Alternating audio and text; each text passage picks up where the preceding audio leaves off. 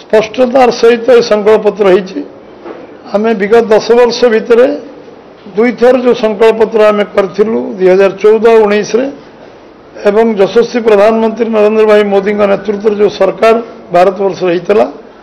सी गोटी गोटी संकल्प पत्र को कार्यकारी कर सफल होती से भारतीय जनता पार्टी ओडिशा प्रदेश तरफ आम समस्ते अभिनंदन जनाऊँ धन्यवाद जनाऊँ और कृतज्ञता ज्ञापन कर संकल्प पत्र संकल्प को लेकिन जो विश्वास और विश्वसनीयता सी 140 कोटी लोक भीतर निर्माण करछंती ओडिशार 4.5 कोटी लोक से प्रभावित होती तेणु ये संकल्प पत्र समस्त ग्रामांचल को जाऊ ओडिया भाषा रे जाऊ ये विषय आम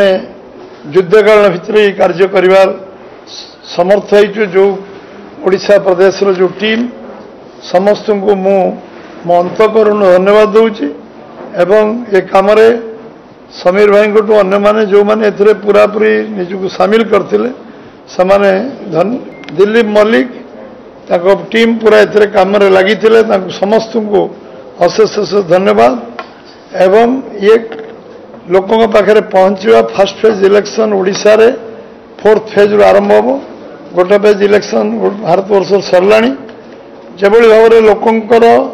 मत जना पड़ुची लोक जमती अकुंठ चित्तर जमती बिना द्विधार निजर संकल्प पत्र को संकल्प नहीं साधारण लोक मैंने भोट दबा आरंभ कर प्रथम राउंड भोट जो प्रमाणित होती निश्चित भाव में यशस्वी प्रधानमंत्री तृतीय थर पर भारतवर्षर दायित्व केवल नेबेनी सी जो विषय कहते कार्यकारी करेंगे से गरीब कल्याण योजना टू आरंभ करी भारतवर्षर चाषी आरंभ करी सबुठ ओडिशा आम जो शस्य भंडार हम तादर बेनिफिटेड हम लखपति दीदी बेनिफिटेड हम प्रधानमंत्री आवास योजना बेनिफिटेड हम कृषि भित्तिक शिल्प बेनिफिटेड हम एवं जलसेचन व्यवस्था बेनिफिटेड हम कोल्ड स्टोरेज शीतल भंडार बेनिफिटेड हम एवं आमर शिक्षा नीति कारण ओडिशा जो वैप्लविक परिवर्तन आसो से प्रभावित हम एवं आज स्वास्थ्य सेवा क्षेत्र में आम जो इंफ्रास्ट्रक्चर करने को ओडिशा जो पछरे अच्छी ये जो इंफ्रास्ट्रक्चर विषय जो पदक्षेप से नहीं केवल रास्ता इलेक्ट्रिक रोडवेज वाटरवेज नुहे सबू aspect medical college to university आरंभ जो इंफ्रास्ट्रक्चर ए ओडिशा बहुत लाभवान हम तेणु ये 5 वर्ष ओडिशा रो सामग्रिक विकास हम सांस्कृतिक राजनैतिक आर्थिक सब विकास हम तेणु आम समस्ते आज पुनर्यशस्वी प्रधानमंत्री नरेंद्र भाई मोदी एवं राष्ट्रीय सभापति शीर्ष नेतृत्व अमित शाह जी एवं राजनाथ सिंह पूरा टीम को